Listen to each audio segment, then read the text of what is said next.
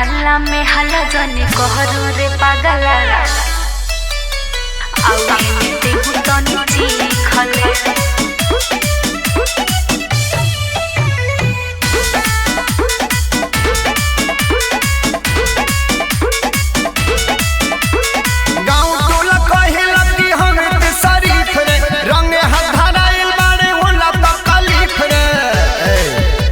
अच्छा गाँव टोला कहेला कि हम शरीफ रे रंगे हधराई बड़े होला तकलीफ रे गाला अदतिया छोड़ के सही सही सीख ले गाला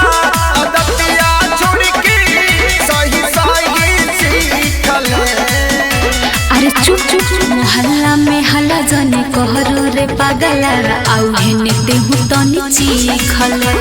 मोहल्ला में हल्ला जने कहरो रे पागला आउ हेने देहु तनी चीखले मोहल्ला में हल्ला जने कहरो रे पागला आउ हेने देहु तनी चीखले कहानी तोरी सरे आम करा कईली धंधा काला के नहाया दादा छूट जाई आई गईल पठशाला के सब जाना तनी बुझ ले कहानी तोरी सरे आम करा कईली धंधा काला के नहाया दादा छूट जाई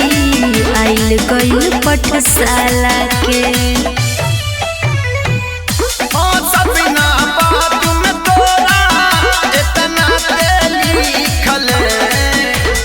सपना बात में तोरा इतना तू लिखल। मोहल्ला में हल्ला जने कहरो रे पागला आउ हेने देहु तनी चीखले मोहल्ला में हल्ला जने कहरो रे पागला आउ हेने देहु तनी चीखले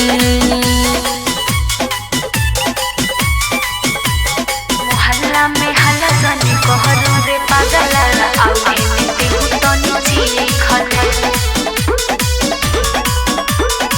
इज्जत तारे तार तू कइले एमे बीए पढ़ के जान गईले तो चुप हो जो का बोलता रे पढ़ चढ़ के भाग्य से ना मन इज्जत तारे तार तू कइले एमे बीए पढ़ के जान गईले तो चुप हो जो का बोलता रे पढ़ चढ़ के भाग्य से चल बुझता नहीं भवानी शंकर गोविंद से लेके गंगा जल चीरी कल भवानी शंकर गोविंद से लेके गंगा जल चीरी कल।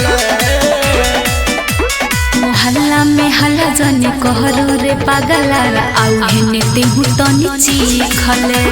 मोहल्ला में हल्ला जने कहरो रे पागला आउ हेने देहु तनी चीखले। अरे चुप ना रे हाला करबे।